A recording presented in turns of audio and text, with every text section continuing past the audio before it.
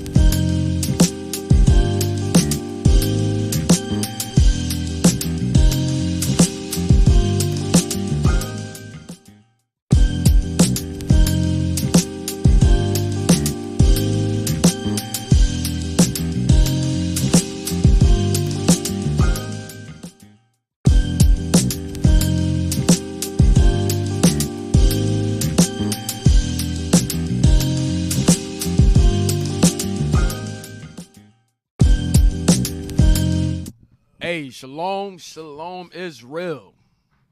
All right. Hey, we back with another episode of Our Hidden History. All right, filling in, Officer Jazz filling in for Deacon.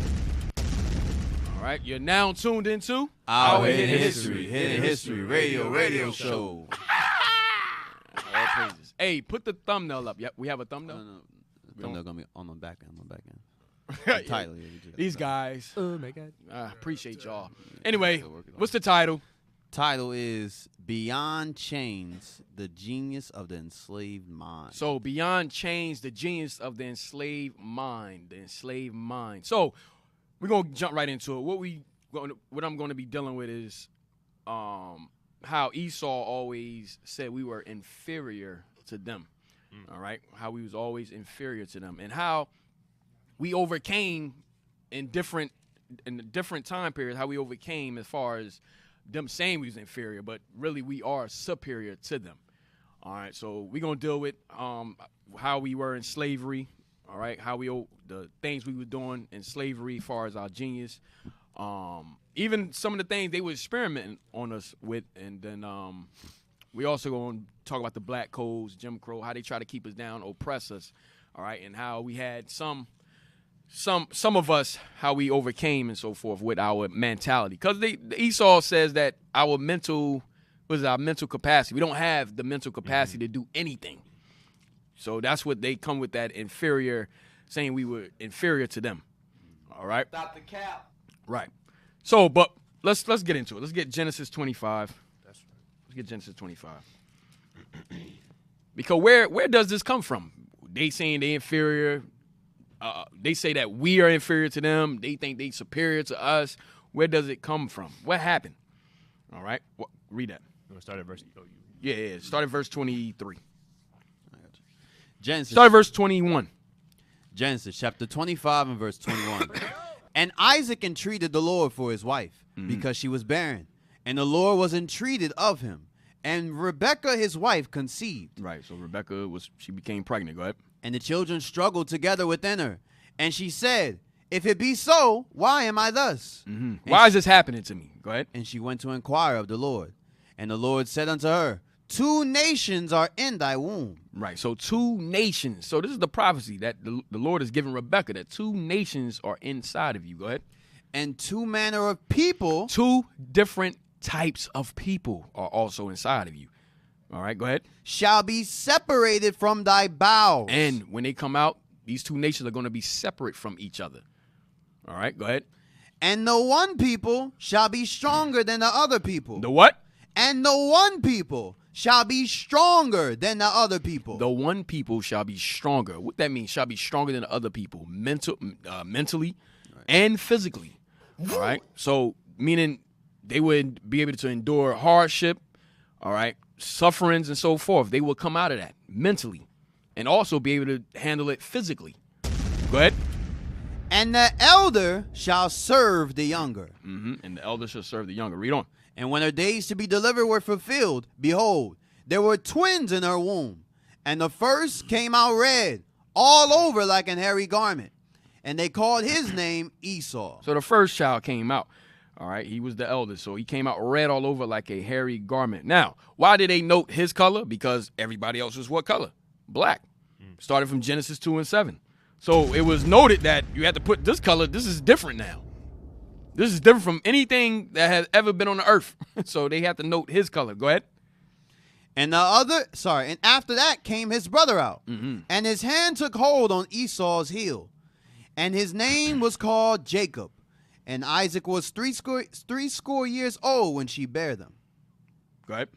And the boys grew. And Esau was a cunning hunter, a man of the field. And Jacob was a plain man, dwelling in tents. And Isaac loved Esau, because he did eat of his venison. But Rebekah loved Jacob. And Jacob sowed pottage, and Esau came from the field, and he was faint. And Esau said to Jacob, feed me, I pray thee, with that same red pottage, for I am faint.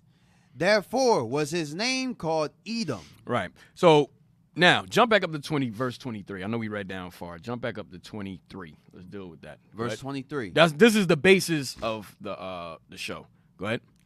And the Lord said unto her, 2 nations are in thy womb, and 2 manner of people shall be separated from thy bowels. And the one people shall be stronger than the other people, and the elder shall serve the younger. Right. So we're going to deal with the one people shall be stronger than the other. All right. The one people shall be stronger than the other people. All right. So this is the beginning of Jacob and Esau. This is the beginning of Jacob and Esau. All right. So now, our forefathers throughout history, we always had, we was genius. We was genius. Give me Baruch 3:36. Baruch 3:36.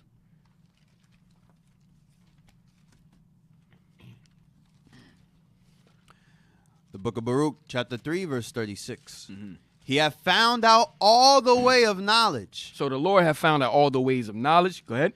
and have given it unto Jacob his servant. Giving it to who? Unto Jacob his servant. So all the knowledge, okay, has been given to us. We have all that knowledge from the Lord. You understand? The Lord is dealing with us, Jacob. Okay. Now give me It's a little more too. go ahead.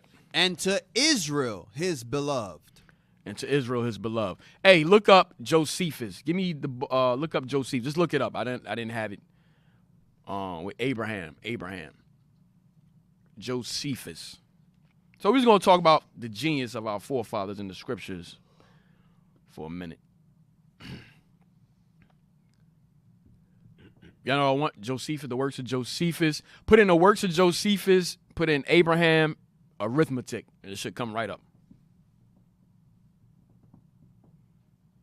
I don't know if they know how to spell arithmetic. And now y'all got it?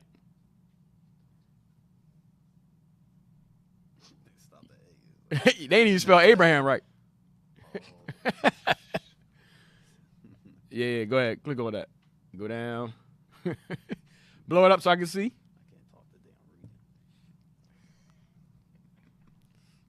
Go down. Yes, right here, 2. Start, go down, go up some more. Let me see. All right, go down to 2. Start at 2, read 2. Who's reading the articles? I'll read it. Oh, you want? Oh, you read it? Yeah, go ahead. I'm sorry. Yeah. Oh, you doing everything, huh? Okay, I'm already gonna read the Bible. All right, go ahead. All right. For whereas the Egyptians were formerly addicted to different customs and despised one another's sacred and accustomed rites. So the Egyptians, they were addicted to what? Formerly addicted to different customs. They were formerly addicted to different customs. Hey, remember Deacon's class, Deacon Noon class, he was going into the Egyptians and all the craziness that they were doing in Leviticus 18. So the laws that the Lord gave us in Leviticus 18, all the fornication and so forth, the sexual immorality, the Egyptians were doing all of that, and we took up those customs. All right, so they were addicted to a lot of different things, a lot of different customs that they had among themselves. All right, go ahead, read it again. For whereas the Egyptians were formerly addicted to different customs and despised one another's sacred and accustomed rites. So they hated each other's sacred and accustomed rites. Go ahead. And were very... So whatever they was worshiping, they religious, whoever they was offering to their gods and so forth, they hated on one another's gods and sacred rites. Go ahead. And were very angry one with another on that account. Mm-hmm. Abram conferred with each of them. So Abraham conferred with each of them. He sat down. He counseled with them. Go ahead. And confuting the reasonings they made use of, every one for their own practices, demonstrated that such reasonings were vain and void of truth. So our forefather told the Egyptians that all your reasonings is vain. Everything that you got, your customs, your rites, who y'all worship, is all vain. Go ahead. Whereupon he was admired by them. Now, this is when Abraham went down into Egypt. All right. This is when Abraham went down into Egypt with Sarah, with his wife. Go ahead. Whereupon he was admired by them in those conferences. So they admired Abraham. They admired our forefather Abraham. Because what Esau think that, the Egyptians, they had great civilization and so forth, right? They worship Egypt. Okay, that's where they get that's where you see the obelisk, and even during the Greek captivity with Ptolemy and them, they had all these Egyptian customs and so forth because they worship Egypt. Go ahead. Whereupon he was admired by them in those conferences as a very wise man. You see that? So they called our forefather Abraham a very wise man. Read. And one of great sagacity. Sagacity. Look up the word sagacity. Sagacity. Look up the word sagacity.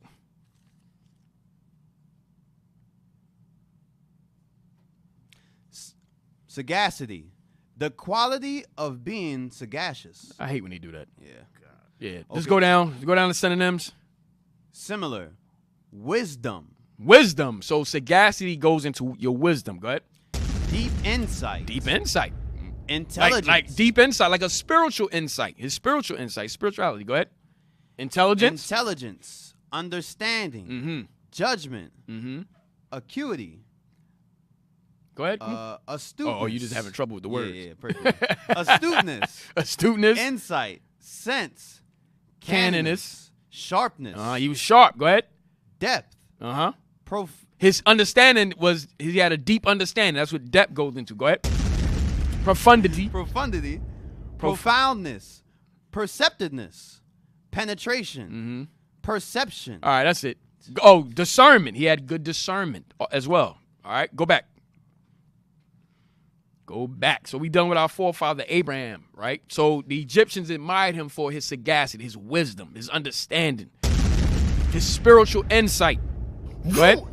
When he discoursed on any subject he undertook, and this not only in understanding. So hold on. So Abraham had wisdom in any discourse he had wisdom in any discourse on any subject that he undertook to talk about. Anything. Go ahead. And this not only in understanding it, but in persuading other men also to assent to him. So they like, damn, this dude bad. So they started to follow it. Whatever our forefather brought to the Egyptians, they followed it. They said, yo, we never thought about that. Wow. Okay, go ahead. He communicated to them arithmetic. He communicated what? To them arithmetic. So they math was off. Damn. And he was teaching them math the correct way. Now, I don't know what type of math they were doing, but our forefather, Abraham taught them real math, according to God, because the intellect that we had. Go ahead. And delivered to them the science of astronomy. And then he delivered to them the science of astronomy. Go ahead. For before Abram came into Egypt, they were unacquainted with those parts of learning. You see that? They had no idea about those type of parts of learning. They didn't have no understanding in math. They didn't have no understanding in the science of astronomy and so forth, or any of that. Remember, anything that he talked about, okay, it was wisdom with it, and they assent to it. He persuaded them to follow it. Go ahead. For that science came from the Chaldeans into Egypt, and from thence to the Greeks also. Right. Read on, see if there's any more. 3. As soon as Abram was come back into Canaan, he parted the land between him and Lot, upon account of the tumultuous behavior of their shepherds concerning the pastures wherein they should feed their flocks. All right, that's it. Now, give me Psalms 105, our forefather Joseph. Joseph. So we're just going to go through the scriptures. Somebody about to say something? No, go. Oh. I didn't want to cut you off. Yeah, so we're just going to go through the scriptures real quick before we get into the books. All right, to show you the genius of our forefathers. Psalms chapter 105 and verse, and we start at 22. Just get to the point. Read down. Start up a little bit. Yes, sir. 17. Psalms chapter 105 verse 17. He sent a man before them, even Joseph, who was sold for a servant, whose feet they hurt with fetters. He was laid in iron until the time that his word came, and the word of the Lord tried him. The king sent and loosed him. When the word of the Lord tried Joseph, that's when the Egyptian Potiphar's wife tried to sleep with him, tried to get him to commit adultery. That was the Lord trying him at that time. Okay, go ahead. The king sent and loosed him, even the ruler of the people. Right, because remember, he got put in prison for that. Go ahead. And let him free.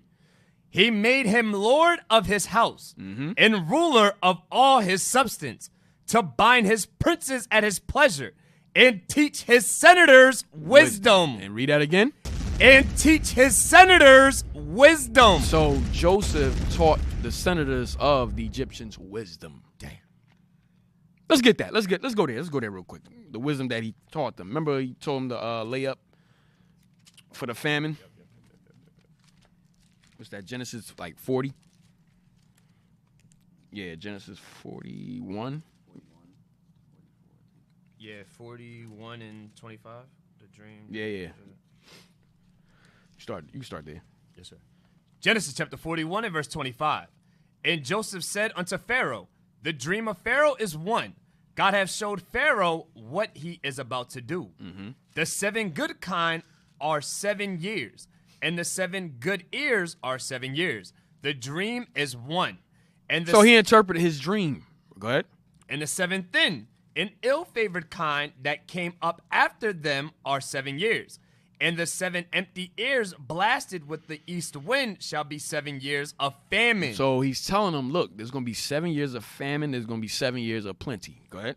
This is the thing which I have spoken unto Pharaoh. What God is about to do, he sheweth unto Pharaoh. Read. Behold, there come 7 years of great plenty. So there's going to be, so Joseph letting Pharaoh know there's going to be 7 years of great plenty. You're going to have abundance of food. Go ahead. Throughout all the land of Egypt. And there shall arise after them 7 years of famine. But after those 7 years of plenty of abundance, there's going to be 7 years of famine. That's going to come right after that. Go ahead. And all the plenty shall be forgotten in the land of Egypt.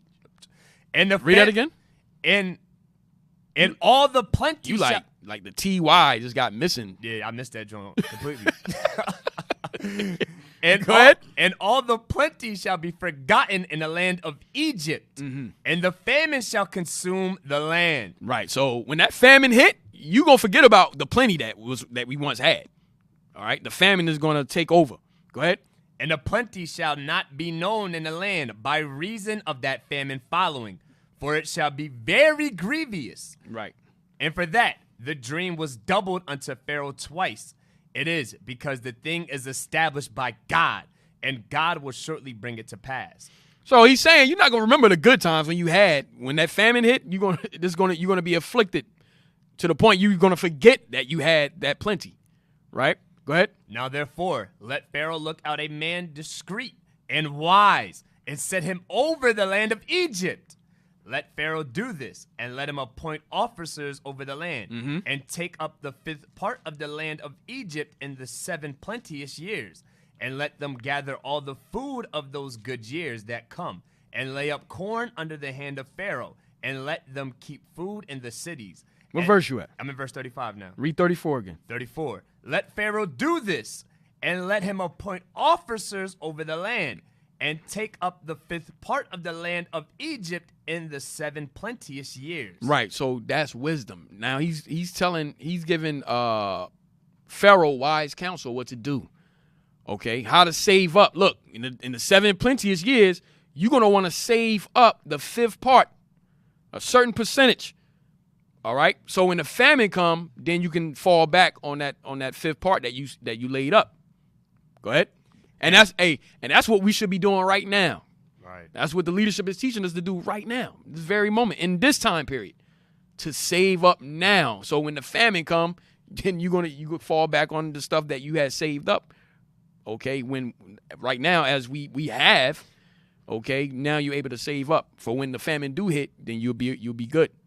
All right, go ahead. And let them gather all the food of those good years that come, and lay up corn under the hand of Pharaoh, and let them keep food in the cities. And that food shall be for store to the land against the 7 years of famine. You see that? So now you have a store full of food that's been saved up. Go ahead. Which shall be in the land of Egypt, that the land perish not through the famine. Right. The land perish not through the famine. Go ahead. And the thing was good in the eyes of Pharaoh. So Pharaoh like, damn, that's smart. That's wise. Go ahead. And in the eyes of all his servants. And Pharaoh said unto his even all the servants like, yo, we didn't think about that. So go ahead. And Pharaoh said unto his servants, can we find such one as this, a man in whom the Spirit of God is? Right, because we stupid. We don't know. Nobody would have never thought what he thought of. So they like, yo, let's thank God for this man. Go ahead. And Pharaoh said unto Joseph, for as much as God hath shewed thee all this, there is none so discreet and wise as thou art. You see that? Go ahead. Thou shalt be over my house, and according unto thy word shall all my people be ruled. Only in the throne will I be greater than thou. Right. So he said, only in the throne will he be greater than Joseph. Now go back. Psalms chapter 105 and verse 22. To bind his princes at his pleasure and teach his senators wisdom. You see that? So Joseph taught Pharaoh wisdom. Taught him wisdom, how to save up during the seven plenty, so that when the famine came, then they would have great store of food for everyone. Go ahead. Israel also came into Egypt, and Jacob sojourned in the land of Ham. And he increased his people greatly and made them stronger than their enemies. He turned their heart to hate his people, to deal subtlety with his servants. He sent Moses, his servant, and Aaron, whom he had chosen. Right. Now, give me let's get King Solomon. Anybody want to say something? No, I was gonna say when we was reading that thing about Abraham, where it said in every single thing he had some understanding on it. That's like when Sirach said, "Be not ignorant of any manner." So Yeah, right. our forefathers always had wisdom in all things, like you read in Baruch. The Lord gave us knowledge and wisdom. We always think, well, that just means we know how to, precept this precept with that precept. But wisdom connected, like it says in Wisdom of Solomon, connects with all things. Everything. Yeah. Everything. For example, we're gonna get King Solomon. Go to Song of Solomon.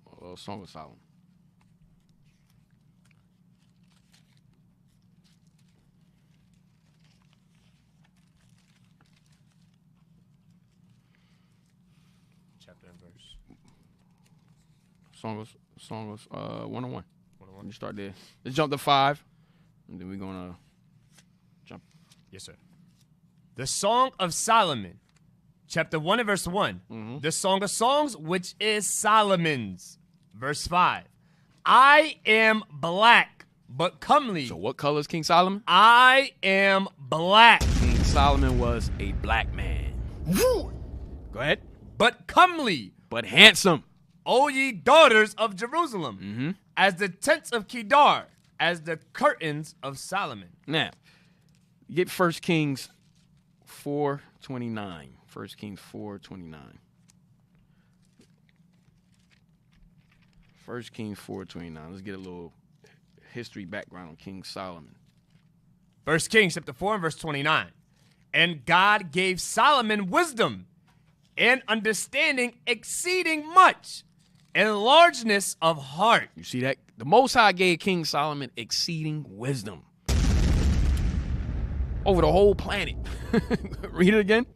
And God gave Solomon wisdom and understanding exceeding much, in largeness of heart, even as the sand that And is largeness in his mind, right? That goes back to the sagacity, the depth, deep understanding. Go ahead. even as the sand that is on the seashore. And Solomon's wisdom exceeded the wisdom of all the children of the east country. So King Solomon, a black man, his wisdom exceeded all the wisdom of the east country. Go ahead. And all the wisdom of Egypt. Why Egypt keep coming up? And all the wisdom of, because Egypt thought they had the wisdom, but we taught them wisdom. Because everybody worshiped Egypt. Remember, they were the superpower. Okay? Everybody worshiped Egypt. So it's letting you know that even King Solomon had more wisdom than the Egyptians. Abraham taught the Egyptians. Joseph gave the Egyptians wisdom. Go ahead. For he was wiser than all men.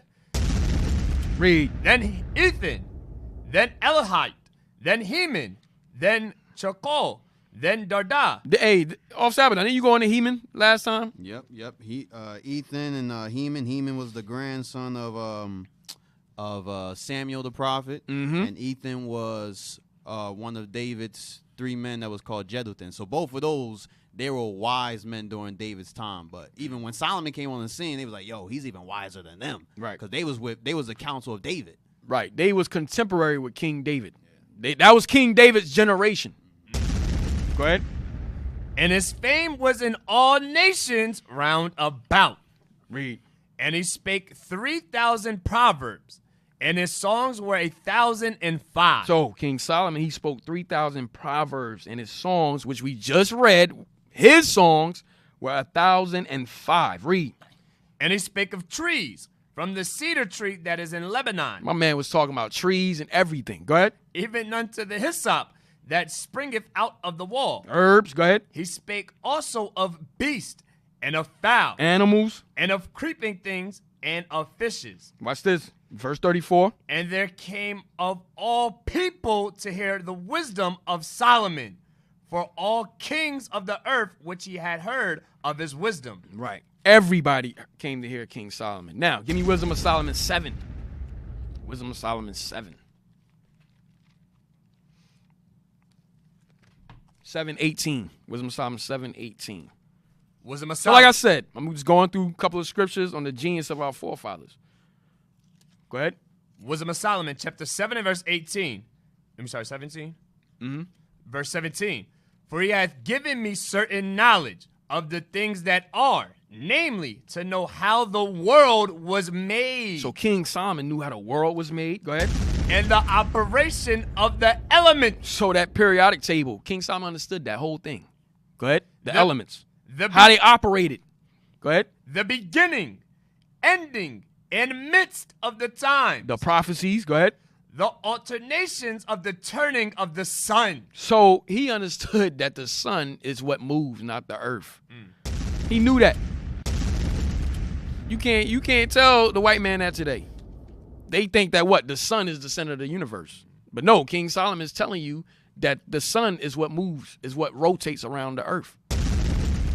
You can see it for yourself when you go outside. You see it moving. Go ahead. And the change of seasons, the circuits of years, The circuits of years, read. and the positions of stars, Mm-hmm. the natures of living creatures, the furies of wild beasts, the violence of winds, and the reasonings of men, the diversities Right, of psychology. Go ahead. the diversities of plants, and the virtues of roots, and all such things. What's as, that? Botany. Botany. Go ahead. And all such things as are either secret or manifest, them I know. Right. King Solomon knew everything either you can see, you can't see. Let's get Daniel. Let's get Daniel. Give me Daniel 1 and 3.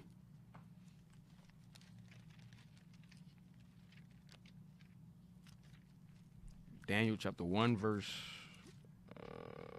Daniel. 1 and 3. Daniel, chapter 1 and verse 3. And the king spake. You can start verse 1. Verse 1. In the third year of the reign of Jehoiakim, king of Judah, came Nebuchadnezzar, king of Babylon, unto Jerusalem and besieged it. And the king gave Jehoiakim, king of Judah, into his hand, with part of the vessels of the house of God, which he carried into the land of Shinar, to the house of his God. And he brought the vessels into the treasure house of his God. And the king spake unto Ashpenaz, the master of his eunuchs, that he should bring certain of the children of Israel, and of the king's seed, and of the princes, children in whom was no blemish, but well favored. Right. Handsome. Go ahead. And well favored, and skillful in all wisdom. And skillful in what? In all wisdom. Skillful in all wisdom. Read. And cunning in knowledge. Smart. Go ahead. And that had that great intellect. Go ahead. And understanding science. Understanding science. That go back to what? Astronomy, the elements, all of that. Okay, go ahead. And such as had a... Remember Daniel, he built the bomb? Right. Go ahead. And such as had ability in them to stand in the king's palace. Right, stand in the king's palace.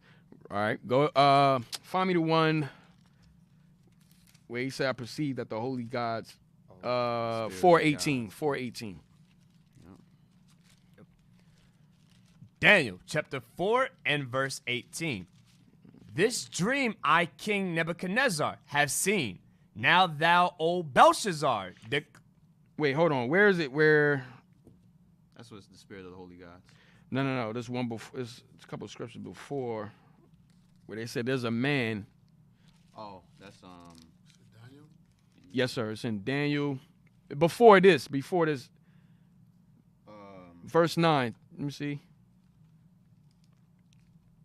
No, that's chapter 5, verse 11. Let me see. Get that? You said 5 and 11? Yeah. Daniel chapter 5 and verse 11. Mm-hmm. There is a man in Yep. thy kingdom, in whom is the spirit of the holy gods. Damn. So Daniel had that Holy Spirit on him. Go ahead. And in the days of thy father, light and understanding and wisdom, like the wisdom of the All right, gods. read verse 11 from the top. Read verse 11 from the top. Daniel. God. Go ahead. Daniel chapter 5 and verse 11. There is a man in thy kingdom in whom is the spirit of the holy gods. And the days of thy father, light and understanding and wisdom, like the wisdom of the gods, was found in him. You see that? So Daniel had the wisdom of the gods that was found in him. Read.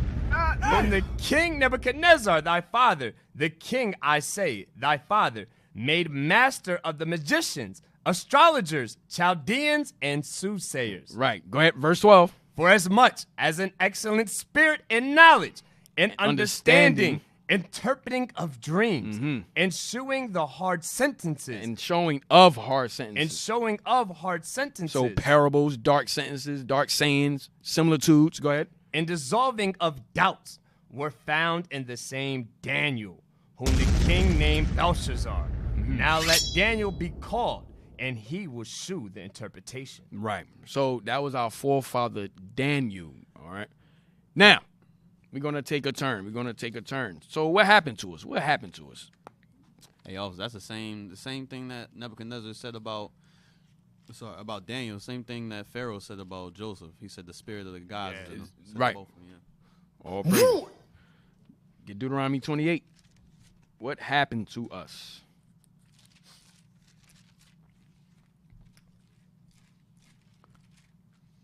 Because at this time, when we was keeping God's laws, we had that Holy Spirit on us. But then guess what? We went into slavery. So what I'm going to show you is that some of that, even though we in our weak state, we still, that God genius, that mentality, that mental capacity, we still had it. All right, so that's what we're going to show you today on this show. Give me Deuteronomy 28:15. Deuteronomy. There was still like glimpses of it. All right, go ahead. Deuteronomy chapter 28 and verse 15. But it shall come to pass, if thou wilt not hearken unto the voice of the Lord thy God, to observe to do all his commandments and his statutes which I command thee this day, that all these curses shall come upon thee and overtake thee. Right, so all these curses overcame us, right? Go ahead. Where you at? Deuteronomy 28? 15. You want me to jump to 28? Yeah. Verse 28. The Lord shall smite thee with madness. So smite us with what? With madness. So the Lord smite us with madness, meaning crazy as hell. All right, we seen it yesterday at camp in PA, in Chester. All right, the Lord, this woman, she jumped out her car in the middle of the traffic, yelling at us, talking about where are the good men at? Where are the good men? Bugging out. So we trying to calm her down, like, yo, park and come talk to us. She's like, no, she started crying and all type of nonsense, like in the middle of traffic and at the light.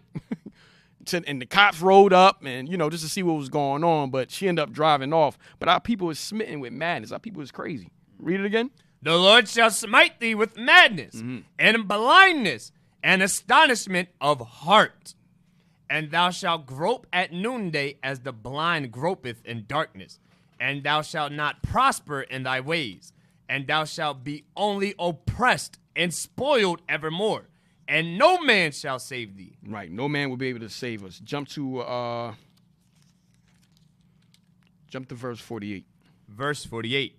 Therefore shalt thou serve thine enemies, which the Lord shall send against thee, in hunger. So we will serve our enemies in hunger. Go ahead. And in thirst. And in thirst. And in nakedness. Nakedness, the very clothes on our back will come from our enemies. The water, okay, we got to pay a water bill.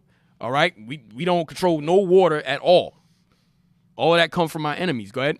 And in want of all things. Everything. You want a car note. You want to bury your family. Education, religion, and want of everything. You will have to go to your enemy. A marriage certificate. Okay. Everything. To buy a house. Everything. Go ahead. And he shall put a yoke of iron upon thy neck, until he hath destroyed thee. Right. So, guess what? We went into slavery. Get 68. Verse 68. And the Lord shall bring thee into Egypt again with ships. With slave ships. Go ahead. By the way whereof I spake unto thee, thou shalt see it no more again. And there ye shall be sold unto your enemies for bondmen and bondwomen, and no man shall buy you. No man will be able to save us. Only the Lord could get us out of this condition that we are in. All right. But before we jump into our mental capacity in slavery, get me, go to the Telegram. Get me the tour of Africa. The tour of Africa. When we was in WIDA. Hey, do anybody have Babylon Timbuktu? Should be up there. Oh, damn. The bookshelf. Babylon Timbuktu. Get page 90. Page 90, Babylon Timbuktu.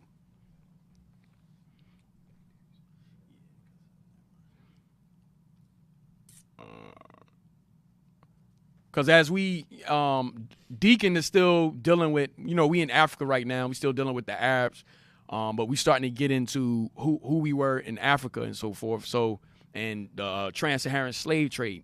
But even when we was in Africa, we was ruling and so forth. We had our own empires. One of those empires was WIDA, which is the kingdom of Judah. The kingdom of Judah. Hey, do you have get that book? So that's the tour of Africa, 1821. White eyes only. Now go to the next page. Blow it up. Hey, go down to the bottom. Just to get a little bit on our mental capacity when we was in Africa. Read that. The men of WIDA were... Hey, do y'all get the Babylon Timbuktu? All right. Y'all know what I want, right? All right, go ahead. The men of WIDA were quick and accurate in mercantile accounts. So the men of WIDA, which was us, was quick and accurate in mercantile accounts. Go ahead. Reckoning as justly and as readily to the amount of thousands with their heads alone. So we can count, we can do math to the amount of thousands in our head alone. Quick, we was quick with it. Just like that to the amount of thousands. I used to be like that. Bring it out, Ken. Bring it out. Praise Jesus. That's right. Yo, now we counting on our Hey, hands. the thing is, we was all like that at one time probably, but we, look, hey, who knows? I can't do that. Like in the islands, I don't know if they're in Africa, that homework, the kids' homework, they really had to memorize their homework. We have to memorize the homework. Then when we go to class, the homework, you have to go in front of the class and recite your homework. Damn. Recite all your homework. Your homework. That's a different level. Memorize it and recite it. Wow. I remember off Saeem, he bring up this story he told us how when he came over here, he was good at math. He was good at math in school when he came over here. Like, math is different in the islands, so forth. It's different. Pretty much, they was doing the same thing over there. But when he came here, he said Esau gave him a problem to do. He did the problem, but it was different from the way Esau wanted it. And Esau didn't like that. You understand? He got the same answer, but it was different from the way they... The way we do the computer. Right. It was different. It was something one time I thought I was helping my daughters with their homework, and I'm showing her how to do the math the way I know I used to do it in Haiti. And she's like, "No, Dad, that's not how we do it." I'm like, "What do you mean? I'm giving you the answer." Damn. Right. Babylon. Yeah, Babylon. Everything is backwards.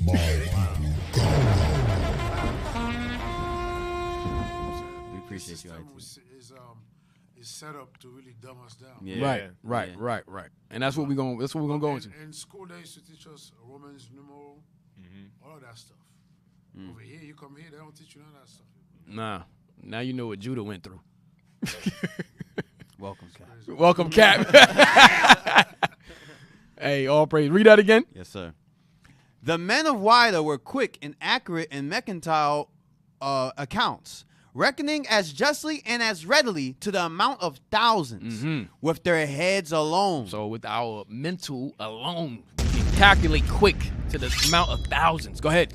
As the Europeans, with the As assistance, Esau, with what? with the assistance of pen and ink. So Esau had to put it down on a piece of paper with a pen and ink, and they had to figure out everything. They had to carry the one. Okay, that goes over there. Sound retarded. Retarded. There you go. Everybody knows you never go full retard.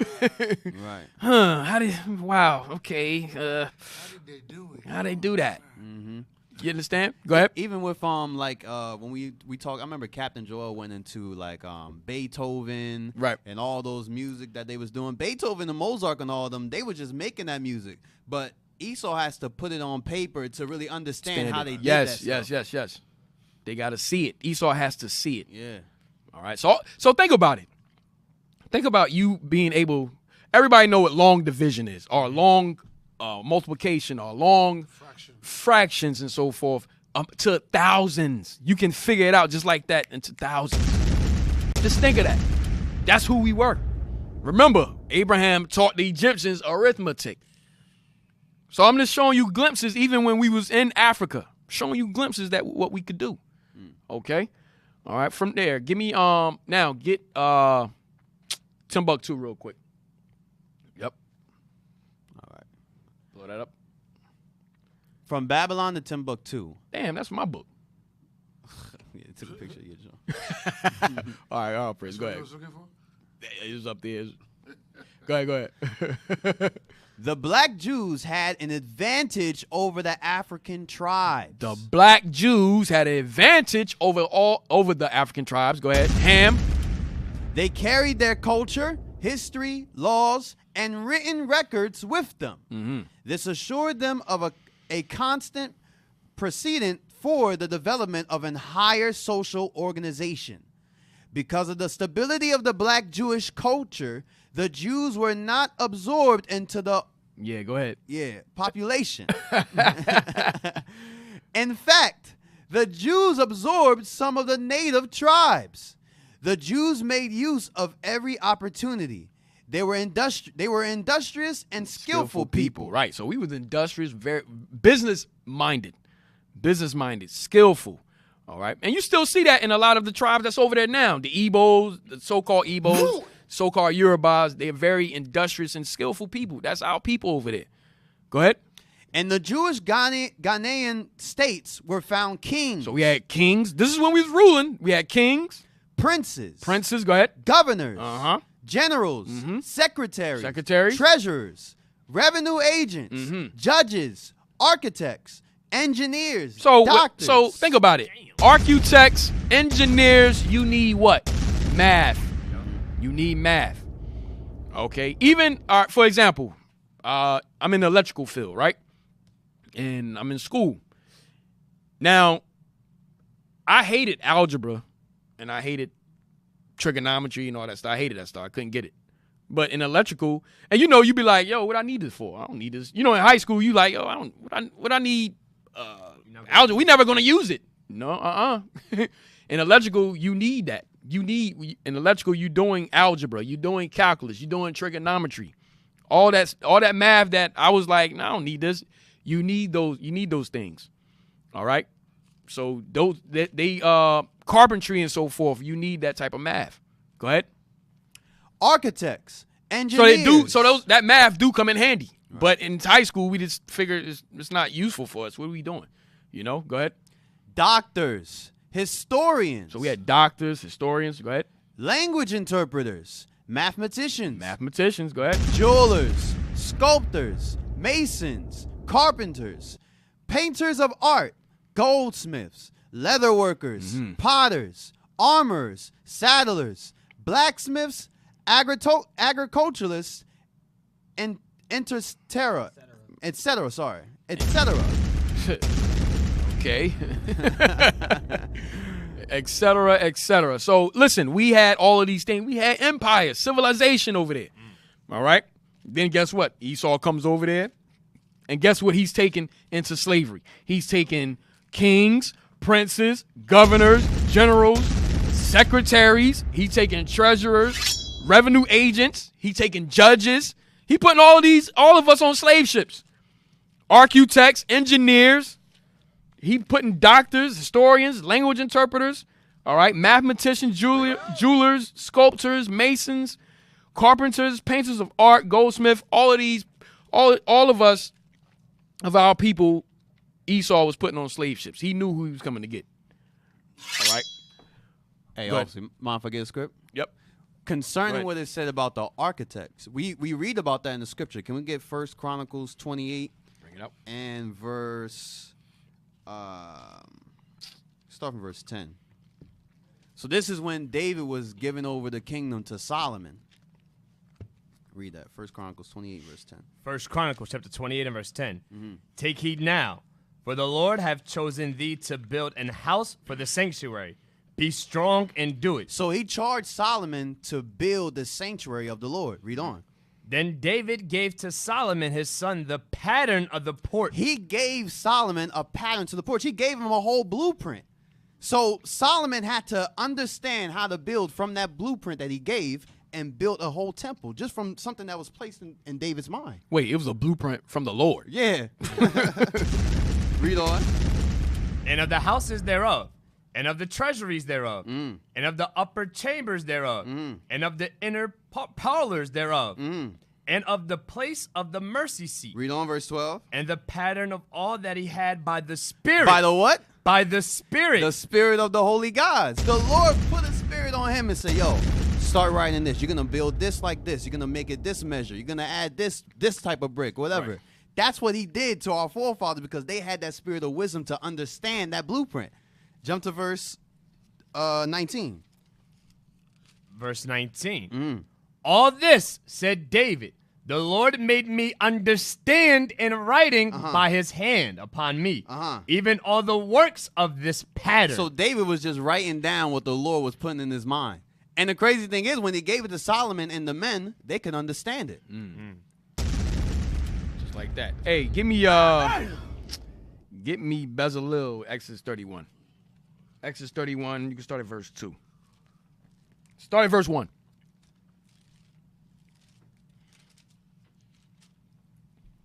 Exodus chapter 31 and verse 1. And the Lord spake unto Moses, saying, See, I have called by name Bezalel, the son of Uri, the son of of the tribe of Judah. And I have filled him with the Spirit of God. So he said, I filled him with the Spirit of God, of the holy gods. Read. In wisdom. In wisdom. And in understanding. Uh-huh. And in knowledge. And in all manner of workmanship. You see that? Knowledge and all manner of workmanship. Go ahead. To devise cunning works. To work in gold. So out of nowhere, he got the Spirit on him to devise and make whatever he wanted with gold. Right. The Most High put that Spirit on him. That's why you got some brothers in here, Officer Ephraim and so forth. These brothers is bad when it comes to like putting things together, carpentry and so forth. You understand? The Most High put that Spirit on them. And in other brothers in other schools. All right, read it again. To devise cunning works, to work in gold and in silver and in brass and in cutting of stones. So the Most High put the Spirit on him to know how to cut stones. Now he probably ain't come out of Egypt knowing that. A sculpture. Yep, sculpture, yep. You got to understand, he didn't know that when he came out of Egypt. The Most High put the Spirit on him. Go ahead. It was in him. Go ahead. To set them, and in carving of timber, to work in all manner of workmanship. Oh, he know how to carve. This dude know how to do everything. Everything. Read. And behold, I have given with him Aholab, the son of Ahisamach. Ahisamach, of the tribe of Dan. His smack. Go ahead. Of the tribe of Dan. And in the hearts of all that are wise-hearted, I have put wisdom, that they may make all that I have commanded thee. Right. So the Most High filled these men with that Spirit. Go back to verse 3. Verse 3. And I have filled him with the Spirit of God, in wisdom, and in understanding, and in knowledge, and in all manner of workmanship. All manner of workmanship. To make anything. Anything that need to be made out of whatever, you can just give him anything, he will make it. That's who he was. Go ahead. To devise cunning works, to work in gold, and in silver, and in brass. So just like we read in that book with the mason workers, Yeah. sculptors. So it's been the same thing from the beginning since we left out of Egypt. We had all of that. We had all of that. All right. Hey, listen, we're going to take a quick break and we'll be back. All right. Feel good to have people standing with us that I know mean business. And, you know, I ain't even worried about it. I don't feel like y'all going to fall off. I'm glad to know that we got some brothers that demand justice with me.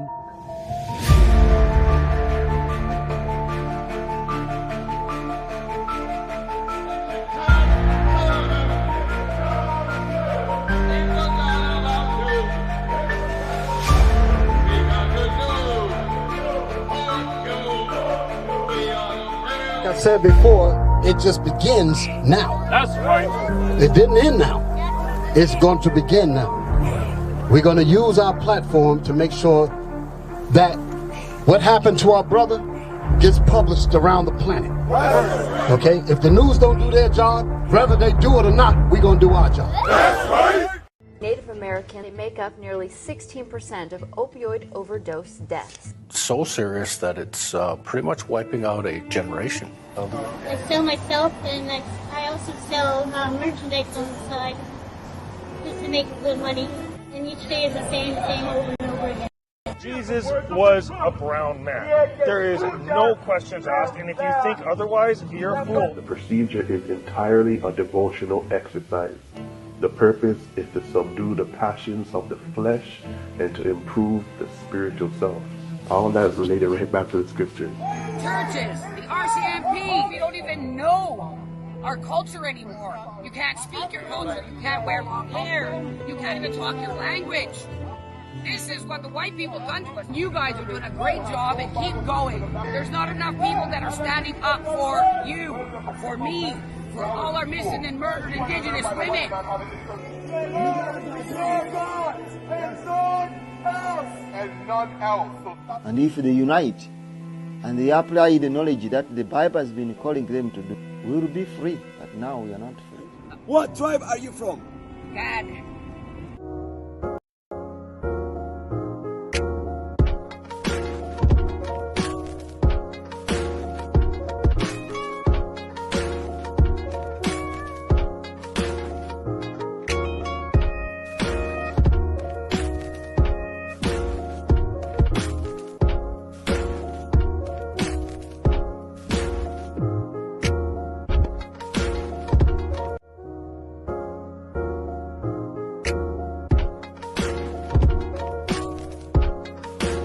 La Biblia te está explicando que Jesucristo es un hombre que. Dilo fuerte, mi hijo. Dilo fuerte y contento. ¿Me entiendes? Porque Jesucristo es un hombre negro igual que tú, mi hijo. Shalom is our Most High Christ blessed. This is Officer Kashaw. We here at IUIC España. So listen, according to Acts 20, verse 4, you've got men that were not mentioned many times in the Bible. They didn't have books, so on and so forth, you know, but they still were fellow laborers of Paul. So I bring out that scripture to say the men that are out here in Spain, look, we soldiers, kids, 20s, the bishop gave the order. He said, yo, you got a passport, you rolling in a spear, you in order, go out and conquer this earth. So that's what we out here to do. We out to conquer the earth.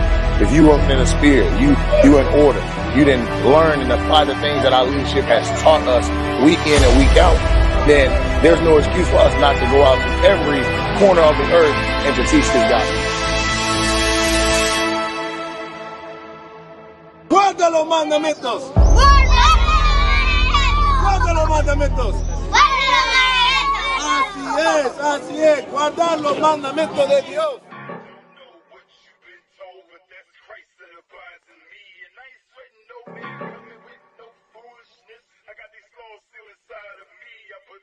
Call the troops. Call the troops. Somebody better call the troops. Look, go get the troops. Hey, look, chuck a deuce to the dukes, putting mouths on the boost. We was cursed on the trees, now we back to our roots. Nigga mute, never seen a God call a truce. Holy Ghost with the power, I'ma die in this truth. You a fluke, and why you could never be a Jew? ADL stand for Amalek is destined to lose. Got canary birds chirping to the sound of the tune.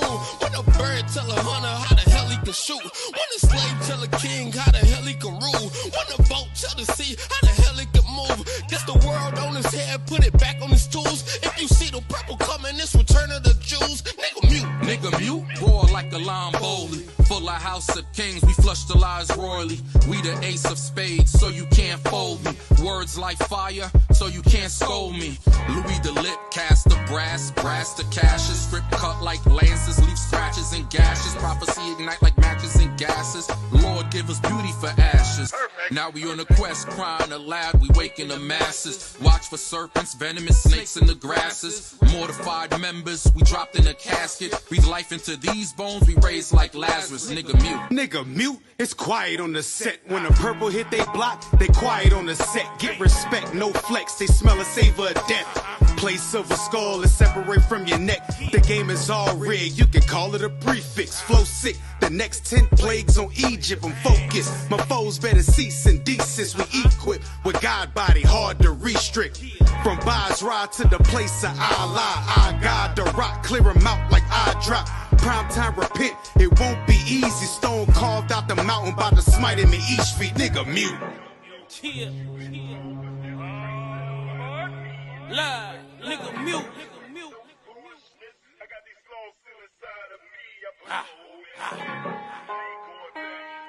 Yeah. Original Royal. Fervent heat. Live. Nigga mute, especially if you ain't speaking truth. Jaleel throw the beat is alley-oop, cause this word they can't refute. They thought we would crash, but we rebuke, cause these internet prophets can't compute, cause they words minute. Strong like drink is absolute. They tried to try right ankle, that's a cute, but clearly they ain't know we was a stoop. We take the truth to new heights, so if I fall, I'ma need a parachute. Bishop on deck, stand right hand salute. Planet in its truth, nigga, I am Groot. Demons try to challenge, get rebuked.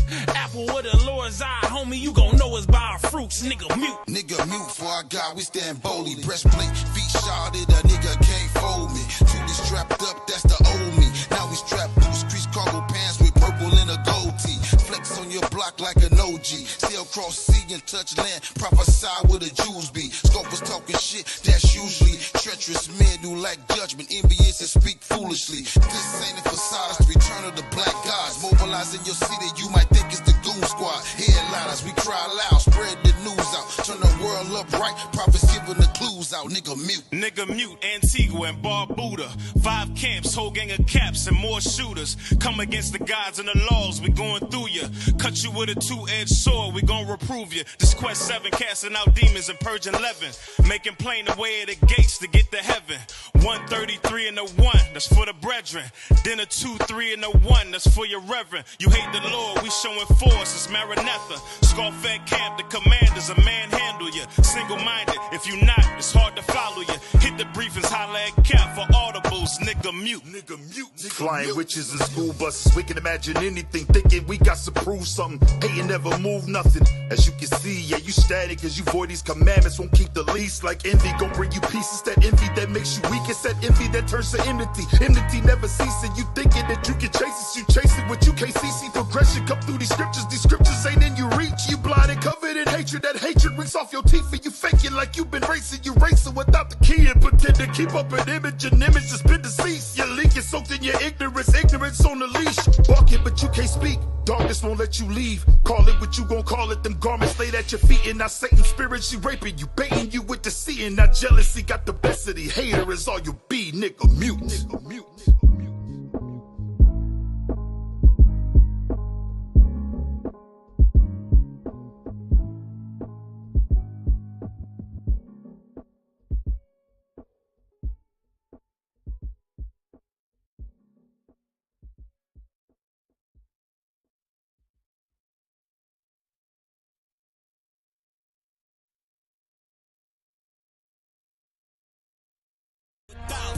No, that ain't a lot, that's a legion.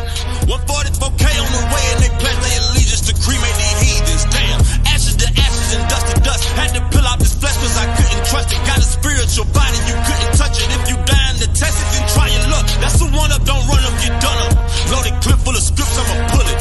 The word is my weapon, the word is my shield. I'm equipped for these spiritual bullets. They shoot at the perfect in secret. Reading these laws, it ain't flaw, so I keep it.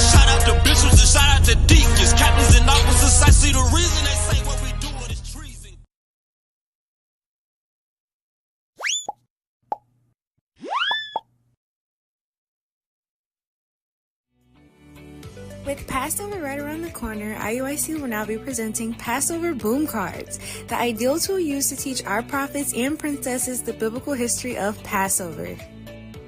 They are also available in English and Spanish, so don't hesitate to grab your very own deck of boom cards at wow.boomlearning.com/author/IUIC. Most High in Christ, bless Israel, Bishop Nathaniel. Some of you call me the general, and I appreciate that.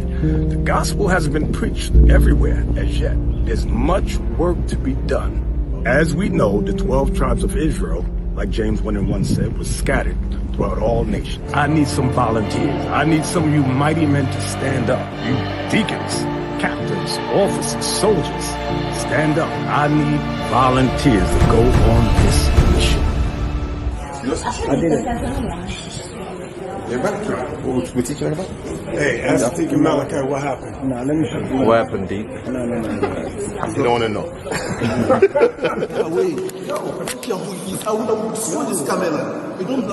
Judah sent you. Judah, who you on the phone to? A black brother got mad and tried to attack Deacon Malachi. Yeah, we're leaving it though. We're leaving it. Inside this basilica. Mm-hmm. So we're inside the basilica. Nothing but Edomites around. The only Israelite there besides us is a brother that's deceived by false images, Cedric Boisier. And he has a picture up there of Cedric Boisier. He's on the ground, so we go to take pictures of him. So Deacon Malachi goes up to him and says, "Hey, bro, you know Jesus ain't white, right?"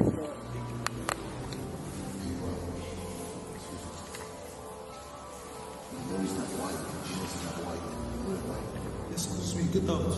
Don't say that. You are blaspheming. Get away. How dare you blaspheme the name of Jesus? Before the other. No, get away. Don't blaspheme here. You don't blaspheme. How dare you come here to blaspheme the name of Jesus? Be inside. No, get out. How dare you blaspheme here inside the tabernacle? Who are you? He's not white, man. Get away. Get away. He get mad and get up and push Deacon Malachi. Get mad, get angry, so we had to jump in between them. The whole scuffle going on. Edomite running out there. Ah! They scared. Deep, man, deep. I'll pray the Most High. The Spirit was on him, man.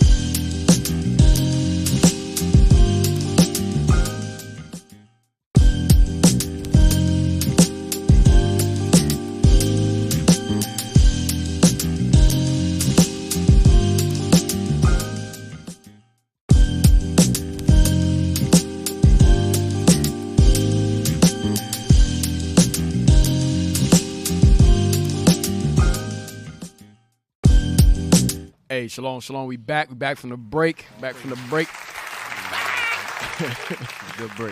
On praise. Let's jump right into it. Hey, so what I was showing you, the genius of our forefathers in the scriptures, all right, and the knowledge that the Most High had given us when we was in the Spirit, when He put His Holy Spirit on us. You understand? So give me Hosea 5:15. Hosea 5:15. Because what happened to us? We went into slavery. For breaking God's laws, for sin. Hosea 5:15. Hosea chapter 5 and verse 15. I will go and return to my place till they acknowledge their offense and seek my face. In their affliction, they will seek me early. Right. So the Most High took that spirit away from us. He took that Holy Spirit away from us once we started to sin, once we went into slavery. Now the Most High taking that spirit away from us. Read it again. I will go and return to my place till they acknowledge their offense. Right. So we have to acknowledge that we sin. We have to acknowledge that we sin against our God. Go ahead. And we have to repent. Go ahead. And seek my face. We only going to seek the Lord's face in the Bible. That's how we seek His face. Read. In their affliction. In our affliction. That's what the bishop was going over last night. The affliction that is to come for us. Go ahead. In their affliction, They will seek me early. We are going to seek the Lord early. All right. So now, give me the one book. All right. So we getting into when I'm going to show you how Esau, what they plan to dumb us down, how they dumbed us down. Give me, it says go to Telegram, go to Selection, the book with the blue highlights. Page 1, get page 111 first. Show you how Esau tried to dumb us down during slavery. The Telegram, you on the Telegram, right? It says Selection at the top. Page 111 first. You're going to read that second paragraph. Come on, man. You have it? You keep saying yeah.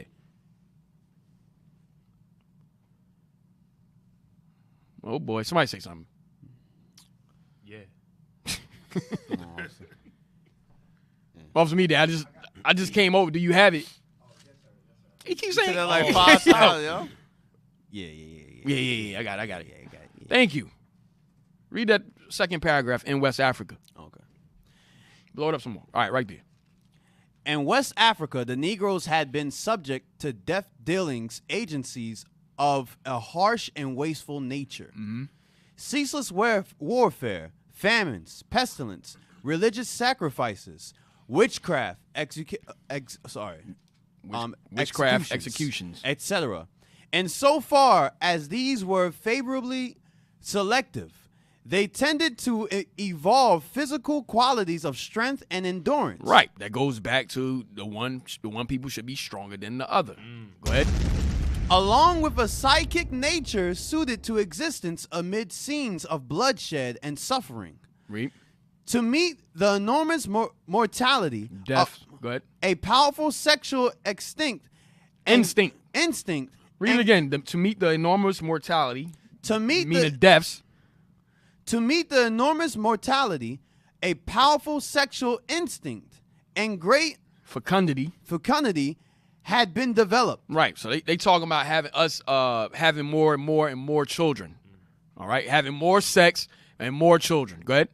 Not living in large to account for the mortality, because why? The constant warfare that we was doing in Africa. All right. With Ham, fighting with Ham and so forth, and the Arabs. All right. Go ahead. Not living in large compact societies where delicate social sensibilities and refined virtues have a part in aiding survival. There had been little or no tendency to develop such characteristics. All right, watch this. Transplanted to America. Now, once we came on those slave ships, transplanted to America, go ahead. However, the man had been... translated to America. However... Transplanted. You said translated. I said that. Transplanted to America. However, the man who had special talents for killing and stealing... Yo, I'm sorry, man. You about to take over, bro. Yo, congratulations. Go ahead. Come on. Yes, sir. Transplanted to America. Slave ships, come on. However, the man who had special talents for killing... the man who had special talents for killing, that was us over in Africa. Go ahead. And stealing was likely to be... So special talents for killing. So that was those of us that was like that knew how to fight and so forth, right? Martial arts and all of that. Go ahead. And stealing was likely to be speedily eliminated. So those of us that knew how to fight, and so forth, they killed us off as soon as we came over here. So those of our people that had some type of spiritual insight, the oldest of us, that had these special talents amongst us, the genius and all that, they took us out. As soon as we came off the slave ship, they took us out. Go ahead. Such characters were now subject. Next page. No, that's it. Go to the next page. Yeah, that's just like that series on Netflix. Supercell. Oh yeah. Right. Yep. Supercell. I haven't checked that out, man. Watch that. Watch Supercell on Netflix. Very, very good. All right. Go ahead. From the blue highlight. Yep. The conditions with field Negroes were very different. Watch this. Go ahead. Except on very small plantations, where the owner looked after his own agricultural operations and had few hands to direct and train. Field Negroes had little contact with whites. Right. because there's a lot of us. So the field Negroes had little contact with the whites. Go ahead. They were handled in groups and did not receive careful individual attention. Read. Most of the work assigned to them was simple and monotonous. Right. So most of the work that was assigned to us that was in the field was simple work and monotonous. Look up the word monotonous. Look that word up real quick. Monotonous.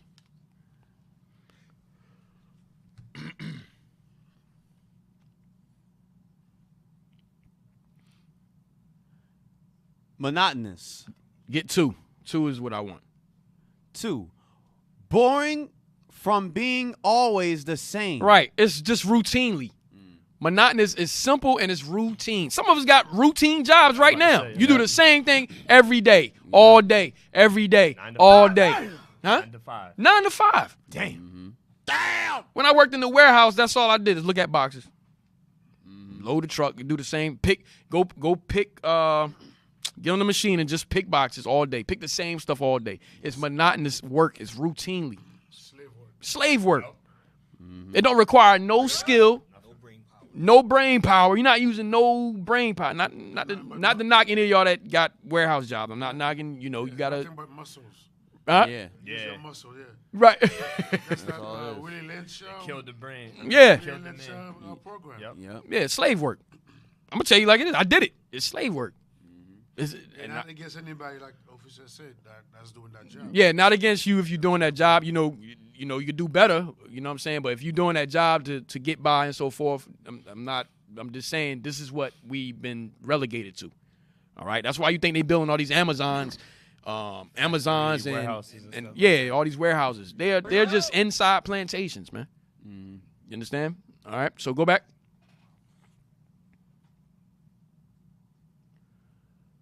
Read it again.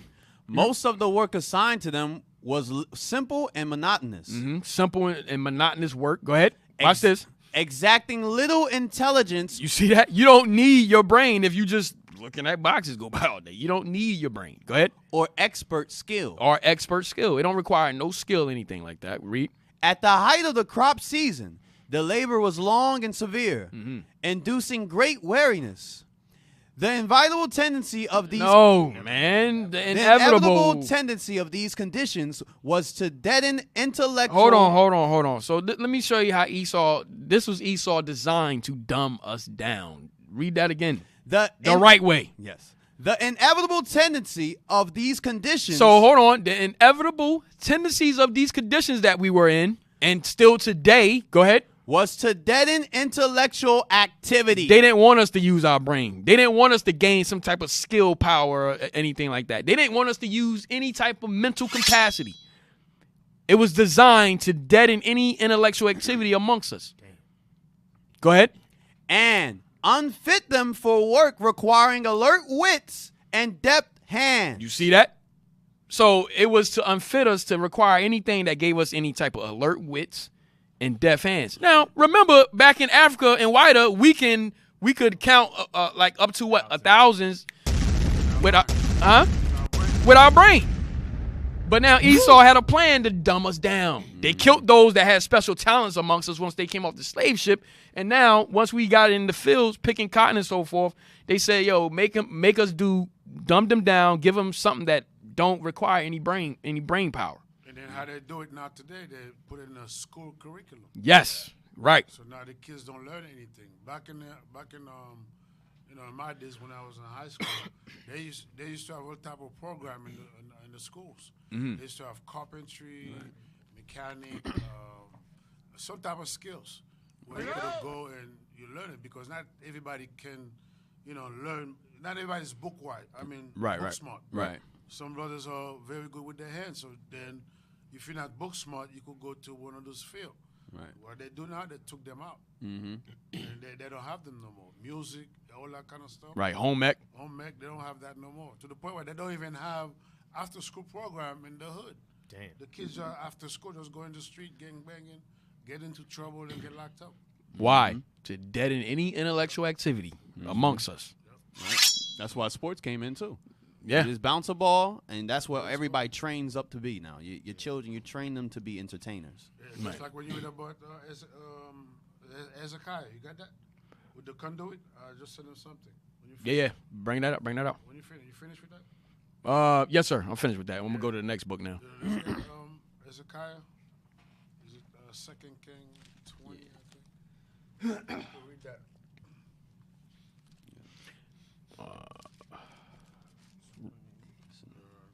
Who's reading the article? I think 20 verse 20. You want the scripture first? Yeah. Cap? Yeah, go ahead. 2 Kings, chapter 20 and verse 20. And the rest of the acts of Hezekiah in all his might, and how he made a pool and a conduit and brought water into the city. Are they not written in the book of the Chronicles of the Kings of Judah? Yeah, sometimes you're watching documentary, Esau be having documentary on how the Romans was doing that. Before that was before the Roman time. Right. But they never mentioned Hezekiah in their documentary. They're always bringing out great the Romans were, how they bring water in. Uplifting their society. Right, their society. But now Hezekiah, which is our people in Israelite, and that's what he did. Now let's read that. Let's start reading. Okay. It's not that. The Gihon Spring? Or the tunnel? No, go up. Right there. The tunnel? The tunnel, yep. Okay. The tunnel, a 1,750 foot, 530 millimeter tunnel carved during the reign of Hezekiah to bring water. 1,750 foot. That's, man, go ahead. Carved during the reign of Hezekiah to bring water from one side of the city to the other. Hezekiah's tunnel, together with the 6th century tunnel of Euphalius and Greece, are considered the greatest works of water engineering technology in the pre-classical period. See that? The greatest water engineering technology. Now they're showing you Moab, and Ishmael, the Arabs in Dubai. They're doing that right now in the desert. They got technology to do that. Right. They got a machine to do that. They had no machine at that time, and that's considered the greatest technology of all time. That tunnel. Go ahead. Had it followed a straight line, the length would have been 1,070 feet, or 40% shorter. Go up. This is the construction. The construction. 2 Kings 20:20. As for the other events of Hezekiah's reign, all his achievements, and how he made the pool and the tunnel by which he brought water into the city. 2 Chronicles 32 and 30. It was Hezekiah who blocked the upper outlet of the Gihon Spring and channeled the water down to the west side of the city of David. See that? So that was, like you said, our forefathers are genius. Right. All praise. Give me Isaiah 38 with the sundial. Damn. That's crazy. Isaiah 38. And look up, and go to Wikipedia, look up sundial. Isaiah chapter 38 and start at verse 2. Verse 2. Isaiah chapter 38 verse 2. Then Hezekiah turned his face toward the wall and prayed unto the Lord and said, Remember now, O Lord, I beseech thee, how I have walked before thee in truth and with a perfect heart, and have done that which is good in thy sight. And Hezekiah wept sore. Then came the word of the Lord to Isaiah, saying, Go and say to Hezekiah, Thus saith the Lord, the God of David thy father, I have heard thy prayer, I have seen thy tears. Behold, I will add unto thy days 50 years. And I will deliver thee in this city out of the hand of the king of Assyria, and I will defend this city.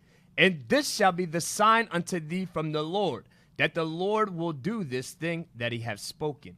Behold, I will bring again the shadow of the degrees, which is gone down in the sundial. The sundial. Look up sundial.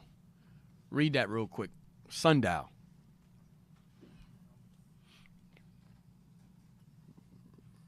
Officer Abaddon. Yes, sir. A sundial is a horological device that tells the time of day, referred to as a civil time in modern usage. It's a watch. Go ahead. It's a clock. Go ahead. When direct sunlight shines by the apparent position of the sun in the sky. In the narrowest sense of the word, it consists of a flat plate, the dial, and a genome, which casts a shadow onto the dial. As the sun appears to move through the sky, the shadow aligns with different hour lines, which are marked on the dial to indicate the time of day. The style is the time-telling edge of the genome, though a single point of notice may be used. All right, that's it. So it's a watch. So we had sundials. We had clocks. We had these things. Hey, the Mayan used that as well. Yep. I'm going to get that. I'm going to get all praises. Now go back to Isaiah 38 and 8. Isaiah. I'm going to try to get to it. I know time is. I'm trying to get through these books. Go ahead. Isaiah 38 and 8. Isaiah 38 verse 8. Behold, I will bring again the shadow of the degrees, which is gone down in the sundial of Ahaz. So he said, I'm going to bring down the shadow of, he said, I'm going to bring again the shadow of the degrees that's going down the sundial. Go ahead. 10 degrees backward. So he's going to reverse time. He's going to reverse time 10 degrees backwards. How you reverse time? Go ahead. So the sun returned. Wait, the sun returned. So the sun returned 10 degrees. The sun came back. He made the sun go back 10 degrees. He reversed time. Damn. Go ahead. By which degrees it was gone down. Damn, read on. The writing of Hezekiah, king of Judah, when he had been sick and was recovered of his sickness. I said, in the cutting off. All right, that's it. So we had sundials. We had these things. Conduit pools. Our forefathers were geniuses, man. We had these things amongst us. That's right. All right, when we was keeping God's laws. All right. From there, get me the stay on the Telegram and get me the page, the older book from 1788 on the Telegram. Come on.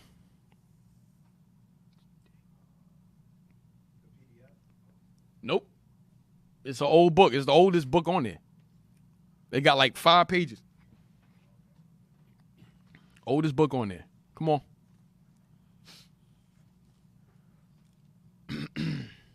Come on. Yep, there you go. Blow that up. Read that. United States. In the United States of America. Mm-hmm. Just jump down to the time.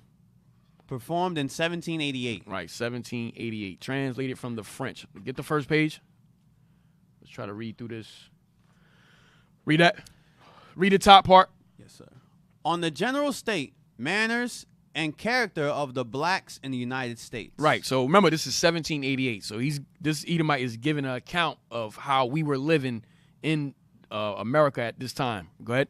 The free blacks in the eastern states are either hired servants or they keep little shops or they cultivate the land. So this is up north. This is in Philly, around Philly, up north, Jersey, and so forth. So he said the free blacks, but obviously we were still slaves. Go ahead. You will see some of them on the board of coasting vessels. They dare not venture themselves on long voyages. Right, so we dare not go on a long voyage. We knew better. Why? He going to explain.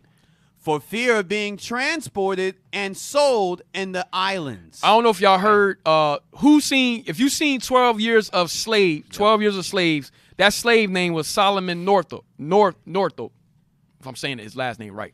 But he was a free brother up in the north, but I think he went on a ship, and they ended up selling him down to I think South Maryland or South Carolina somewhere. That's what that was about him. Go ahead. As to their physical, so we had that fear of, we worked on those shipping docks, but we had fear of venturing ourselves too far, of fear of being sold to the islands. Go ahead. Right. As to their physical character, the blacks are vigorous. Strong. Vigorous means strong. Go ahead. Of a strong constitution, Capable of healthy, a strong, healthy constitution, meaning health-wise. Go ahead. Capable of the most painful labor. You see that? We was capable of the most painful labors. Go ahead. And generally active. Hey, I'm going to show you an example of us being capable of the most painful labors. I'm not going to call this a labor. This is an experiment. If I could get to it. Go ahead.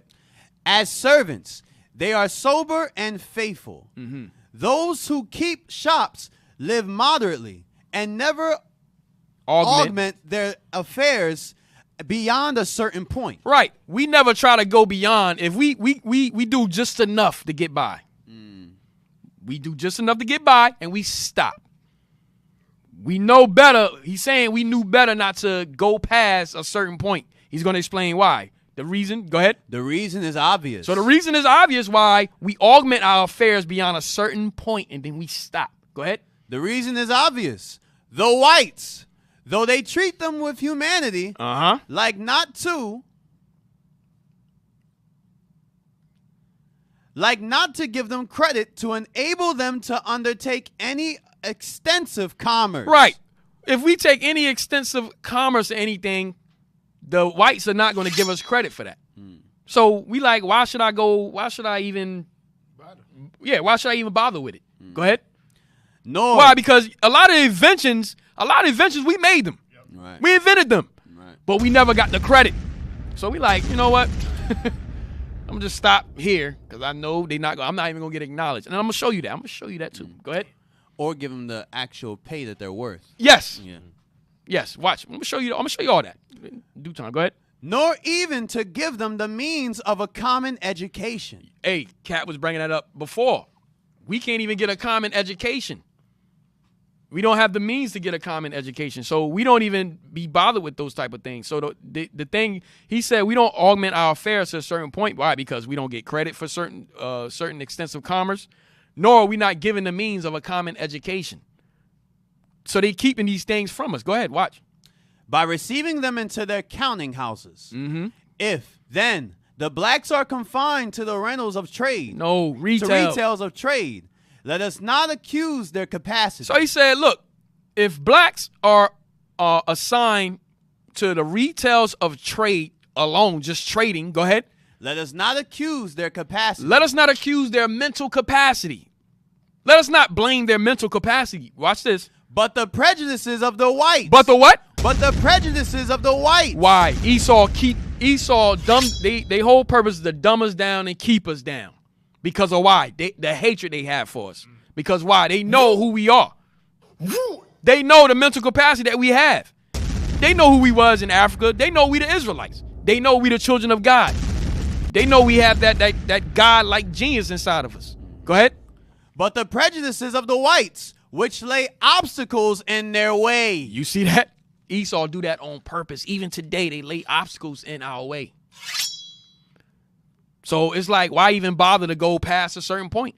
That's the way we were thinking back then. All right, go down. Go to the next page. Go to the next page. Next page. Just want to get to the point. Go down. Go down to the bottom. Yep, right there. Okay. Read that. It has been generally thought, and even written by some authors of note, that the blacks are inferior to the whites in mental capacity. Right. So it's been generally thought. Why? Because Esau be putting that narrative out there. Esau puts the narrative out there that we are inferior to them.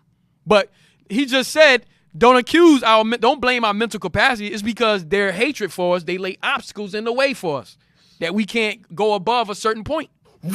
Go ahead. This opinion begins to disappear. The northern states furnish examples to the contrary.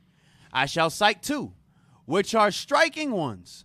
The first proves that by instruction, a black may be rendered capable of any of the professions. The second. He's saying we can do anything we want. Bring it out. Go ahead. The second, that the head of a Negro may be organized for the most astonishing calculations. Now, we just read that we had that type of power over in Africa. But even this is in slavery now. He said, a Negro, his head, he can organize that thing for the most astonishing calculation. He can calculate any damn thing if you want. Damn. Go ahead. And consequently, for all the sciences. You see that? we still even in slavery we still had the glimpses of that, but Esau kept us down. They tried their best to dumb us down by design. Go ahead. Because why? They wanted to keep that they inferior to us. Because they know we are actually superior to them. That's right. Hey, officer, even on the movie with Nat Turner, what was that one? Birth of a Nation. Birth of a Nation. Remember when she wanted to teach Nat Turner how to read, she sold him a whole bunch of books in her library, and she said, don't worry about those. Those are white man books.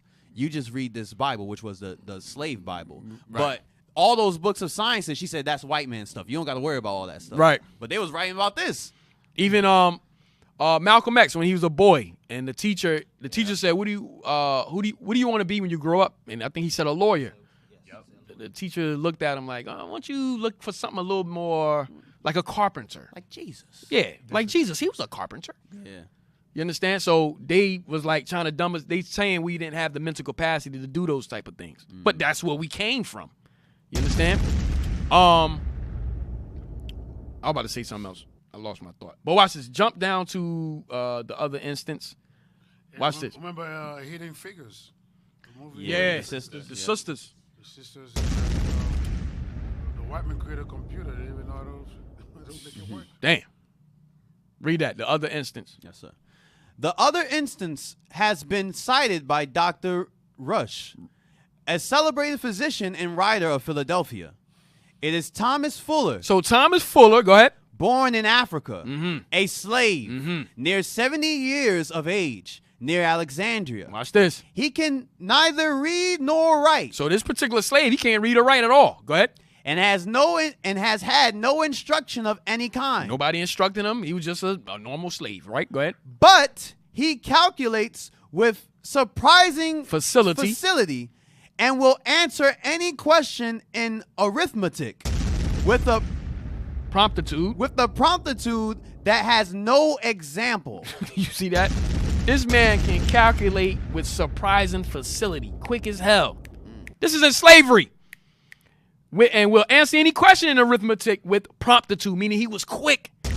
He was quick. Look him up, Thomas Fuller. Yo, with no instruction. With no instruction. Meaning that nobody taught him. Nope. It is in his mind. It's in his mind.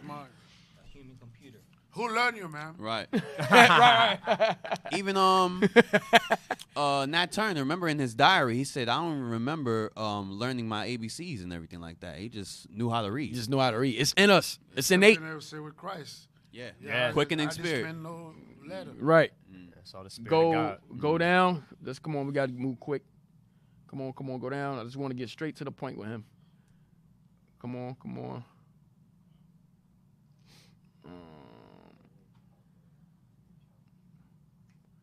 Thomas Fuller, right there, mental calculator, right there. Yep. Go down. Documentation of abilities. Read that. Documentation of abilities. When Fuller was about 70 years old, William Hartshorne and Samuel Coates, members of the Pennsylvania Abolition Society, heard about Fuller's extraordinary powers of arithmetic. His extraordinary, the power he had. Go ahead. The pair stopped their travels to investigate Fuller. They had to come see this. They were like, yo, what? A slave? A black man? You sure? Go ahead. Benjamin Rush, physician and founding father, had sought proof of black intelligence. So they were looking for black intelligence. Go ahead. Through the lens of a scientific achievement to bolster anti-slavery causes. Through his membership in PAS, Rush was acquainted with Hartshorne and Coates and reported on their interview of Fuller in the Columbian magazine. In this report, Rush stressed the credibility of the Hartshorne and Coates. Rush retold how Hartshorne and Coates tested Fuller's mathematics. Sorry. Slow down, man. Take your time. You seeing everything at once. Take your time. Rush retold how Hartshorne. Okay, Officer Manny sitting back. He glorying. He glorying in this. He wish he was back there. Yeah, right. He'd have tore him apart. He would have tore him apart. Go ahead. Rush retold how Hartshorne and Coates tested Fuller's mathematical abilities as follows. Watch this. First, upon being asked, how many seconds there are in a year and a half. He answered in about 2 minutes. Yo, read that again, read it again. Damn. First, upon being asked. Yo, we slaves at this point. We're in a weak state of mind, right? Go ahead. First upon being asked, how many seconds there are in a year and a half? How many seconds are there in a year and a half? Who the hell today can sit there and say and calculate how many seconds are there in a year and a half? Go ahead. He answered in about 2 minutes. But he answered that thing in 2 minutes. Read. 47,304,000. God damn. Go ahead. Second, on being asked how many seconds a man has lived who is 70 years old, 17 days, and 12 hours old, he answered. In a minute and a half. That was light work for him. That's light work. Go ahead. 2,010,500,800. Now watch this. Remember Esau got to put stuff on pen and paper. Esau trying to figure things out on pen and paper. They like, damn, this guy. Let's check his calculations. Let's check his calculations. Let's see he's wrong. Go ahead. One of the gentlemen who employed himself with his pen in making these calculations told him he was wrong. Hold on. So he tried to like, yo, you wrong. I just did the math on the paper. Go ahead. And that the sum was not so great as he had said upon, which the old man hastily replied, top massa, you forget the leap year. Damn. That's bad. That's bad right there. Damn. You forgot the leap year, massa. You stupid. Go ahead. On adding the seconds of the leap years to the others, the amount of the whole in both their sums agreed exactly. Damn. Read the third. Third, the following question was then proposed to him. Suppose a farmer has 6 sows, and each sow has 6 female pigs, and the first year, and they all increase in the same proportion to the end of 8 years. How many souls will the farmer then have? In 10 minutes, he answered, 34,588,806. So he answered that in 10 minutes because they try to make things a little difficult. But he answered it in 10 minutes. Go ahead. The difference of time between his answering this and the 2 former questions was occasioned by a trifling mistake he made from a misapprehension of the question. Man, what's going on? You all right? Yo, pray for me. Go ahead. Read that next part. Yes, sir. Despite Fuller's perfect answers, it appeared to Hartshorne in quotes that his mental abilities must have once been more extraordinary, Rush wrote. So they say, yo, his mental abilities must have been even more extraordinary than what they've even seen here. Huh?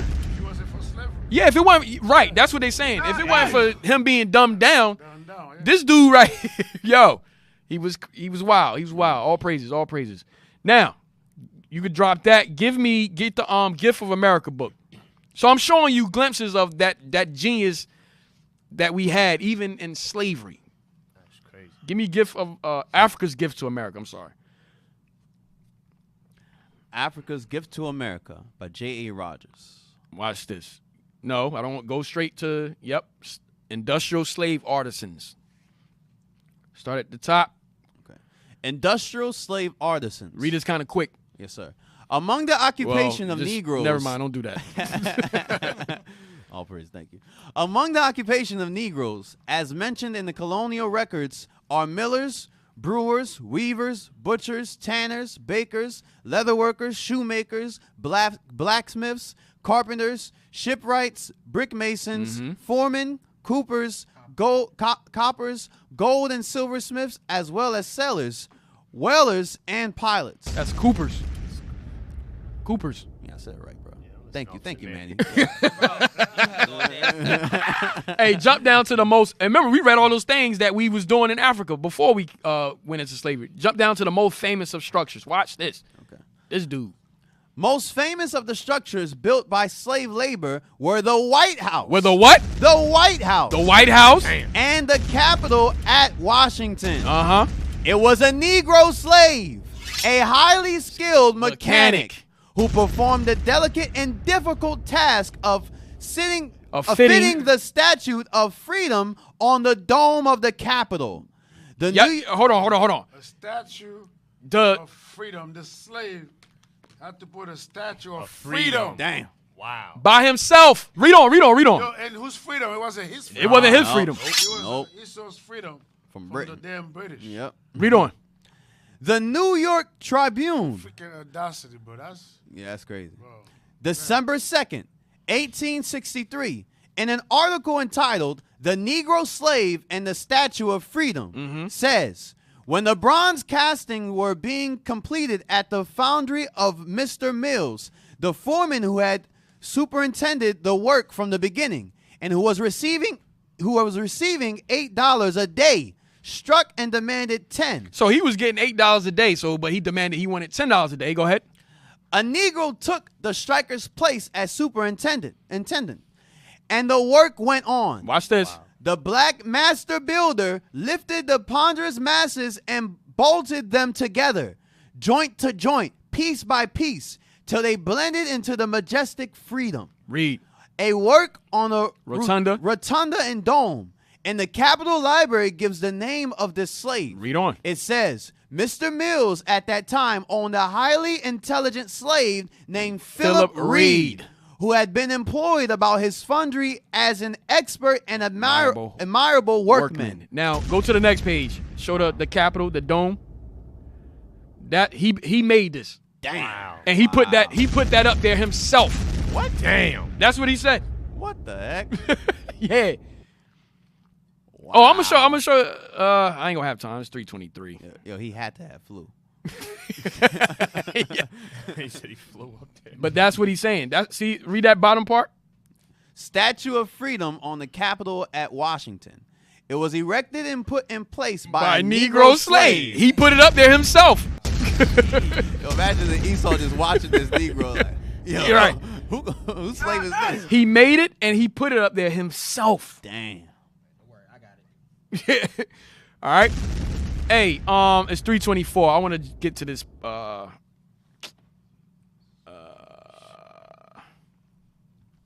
might go just a little over.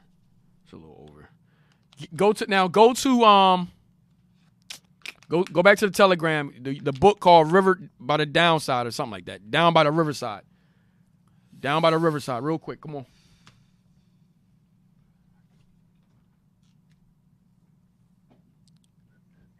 Down by the Riverside. Down by the Riverside. We got to get straight to the point. Go right there. Blow that up. Start at, so I want to get straight to the point. Go down. Yeah, start at Renty Tucker. Renty Tucker also built the summer home of the Westons on Pawleys Island. Right, so this is us building the homes of the slave masters. Go ahead. Which Elizabeth Collins, their English housekeeper, described as a castle too lofty that we could find a cool place almost in any part of the house. Mm-hmm. He made the building of cypress boards, probably hewn in the carpentry shop at Hagley, and transported to Pawleys Island. Roman numerals were chiseled into the boards so that the building could be properly constructed on the island. Both wooden pegs and hand-cut nails were used to hold the framework together.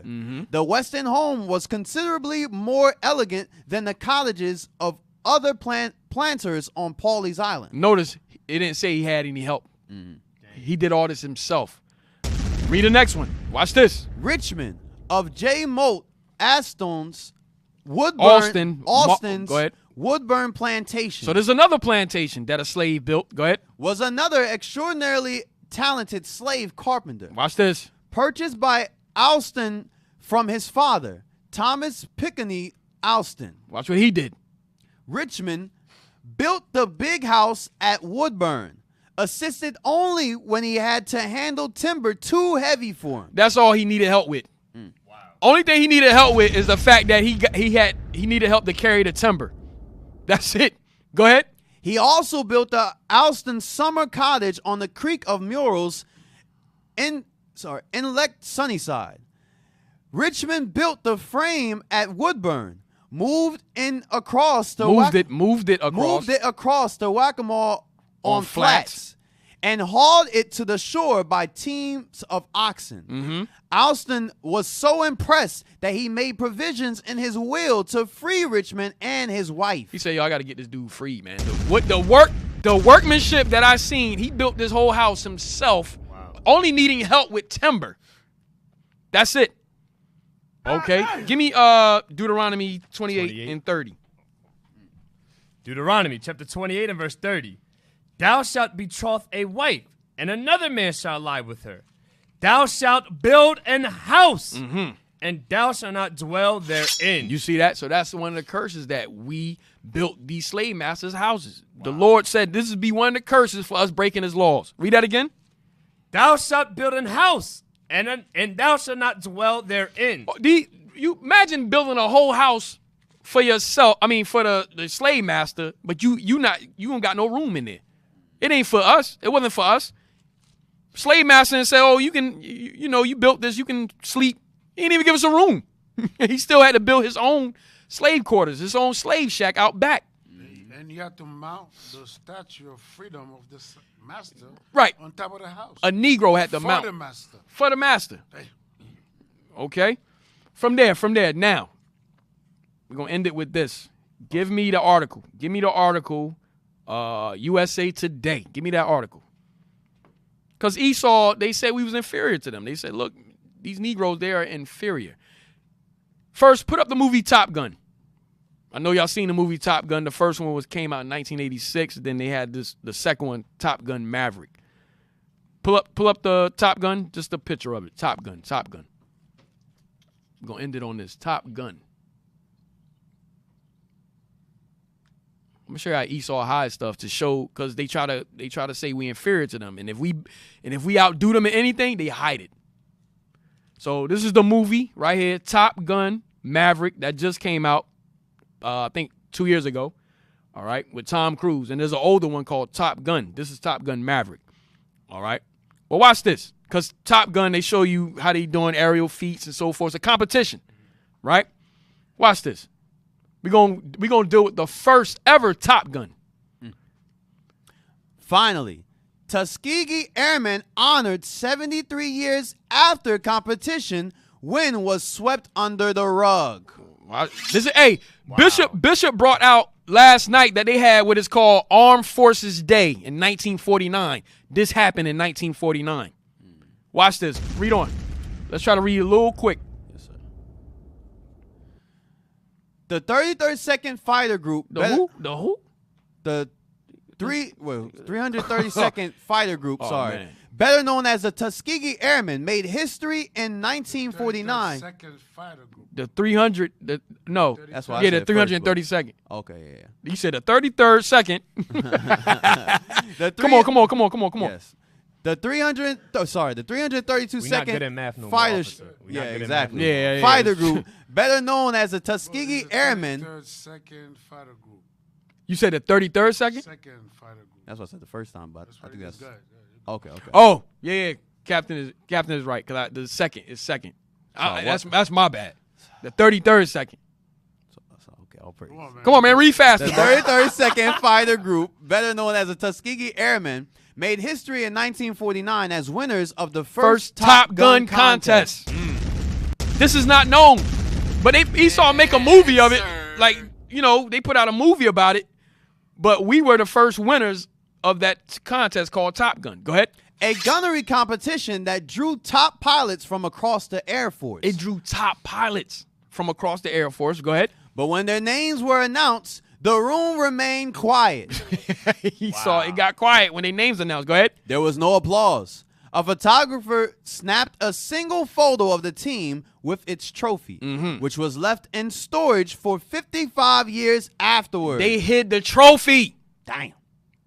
Why? Because guess what? We were supposed to be inferior to them when it came to flying planes and so forth. So we outdid them in this competition, which was Top Gun. and they got quiet and they hid the trophy. Why? To sweep it on the rug that blacks had beat them in these aerial feats in this competition. Go ahead. Our victory was swept under the rug. Hey, hold on, man. And I watched the movie. They had the run-down plane. The plane wasn't. Yeah, they didn't have the best plane. Yeah, he goes. Yeah, Oh, they gonna say that? Yeah, 'cause I watched the movie. Wow. He had he called it obsolete. The worst plane, the one that the Air Force didn't want. Yeah. Wow. Yep. And they had to fix it themselves to fly it. Go ahead, come on. Our victory was swept under the rug. Retired Lieutenant Colonel James Harvey III, former fighter pilot of the 33rd Second Fighter Group, told USA Today. I'll let that one go. Yeah, go all ahead. praises. Just go ahead. As a high schooler. Jump down. Let's get to the point. We don't got much time. That's him right there. He just turned 100 years old. Wow. He just turned 100. And he's like, you could go on YouTube, and he's talking about what happened. He said, look, listen, they were mad because we was better at them in everything. He said the reason why they swept everything under the rug because blacks, we were better at them in everything we did. Go ahead. Harvey describes himself as a perfectionist. He practiced a maneuver until it was perfect. Dead set on being the best at what I did. Jump down to a team of 4 highly skilled Tuskegee pilots. Right there. Okay. A team of 4 highly skilled Tuskegee pilots was sent to Las Vegas for the first USAF aerial gunnery competition in 1949. Mm-hmm. The pilots, Captain Alva Temple, First Lieutenant Harry Stewart, First Lieutenant Halbert Alexander, and Harvey, competed in aerial gunnery, panel staff strafing, Mm-hmm. dive bombing, skip bombing, and rocket firing events, Harvey said. None of that was easy to do. None of that is easy to do. Go ahead. We knew we were going to win. He already said we knew we was going to beat him. Go ahead. Plus, we had plenty of incentive. Jump down. Go ahead. Before they left for Las Vegas, their commander, General Benjamin O. Davis Jr., who Harvey said was known for being strict, told them, if you don't win, don't come back. Go ahead. But the 33rd Second Fighter Group's competitors didn't expect much. They didn't see us as a legitimate competitors. No, man. I'm about to read it, man. They didn't see us as legitimate competitors, Harvey said. Can I read it first? Go ahead, Cat. Nah, Bring it out, Cat. All right. Nah, man, I don't have the screen. He said, we as a race weren't supposed to be able to do anything except maybe sing and dance. Why? Because they look at us as entertainers. Dang. Sambo Coons. He said that's about it, but you don't pay any attention to that. You go out and do what you have to do. Harvey's competitors also flew more advanced aircraft. So that's what Captain was saying. They flew more advanced aircrafts. The P-51 Mustang, P-82 Twin Mustang, according to an AARP documentary released Friday. Meanwhile, his teammates were flying the obsolete P-47 Thunderbolt. Though Harvey said it's the skill of the pilot, not the aircraft, that matters most. Get out. He said we weren't supposed to win it, according to them, Harvey said, but we won it. We came here to win, and we won. Go down. Go down. But they did nothing to celebrate the victory. The hotel the pilots were staying in was segregated, and its owners had only begrudgingly allowed them to stay because they were part of an Air Force competition. Harvey said there was not much to do besides head back to the hotel rooms. So this is them right here. That's the trophy that they hid for 55 years. That's them when they won. All right, go down. It says, after the competition, Harvey flew 126 combat missions in the Korean War and retired from the Air Force in 1965, according to the documentary. And in 2004, a historian discovered the trophy in storage and pushed for it to be put on display at the National Museum of the U.S. Air Force, the documentary said. So they wasn't going to put that trophy out at all. Nope. Esau swept. He said that when they looked for the records of them winning, everything said unknown, unknown, unknown. They hid everything. Yo, when you watch the movie, right, and they was going to Europe with the bombers to drop the bombs. If those dude was not the one guiding them, the bombers would not go. Yeah. But they was getting shut down by the Germans. Right. So every time they said, "Oh, yo, them boys is coming," they flew the mission complete. Complete the mission successfully and come back alive. Right. Help them win the war, and then this is how they treat us. But guess what? There's a God. There's a God. That's right. That's right. Hey, give me that scripture real quick where it says a man go to war, come back into poverty. You know what I'm talking about? Sirach. It's in Sirach. And then we're going to end it. We got to end it. This is-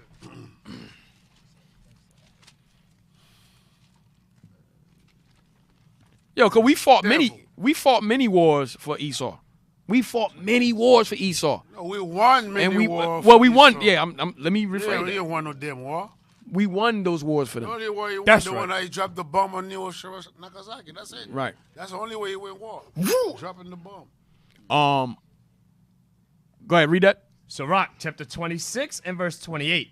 There be two things that grieve my heart.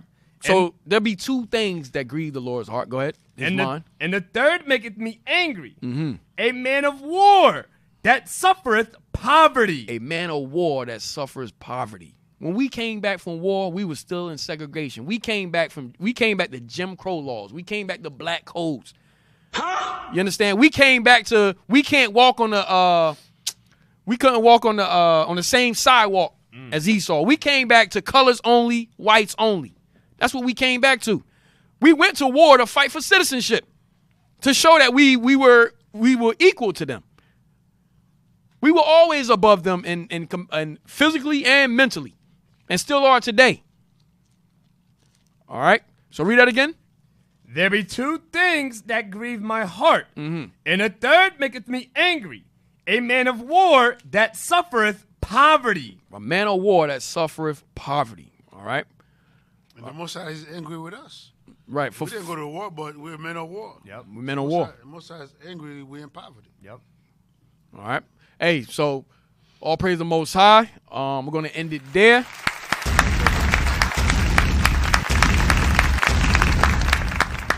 All right, so Lord's will, Deacon will be back next week, and we're going to continue with the Arabs, with the trans-Saharan slave trade. So we're going to go more in depth in that, all right?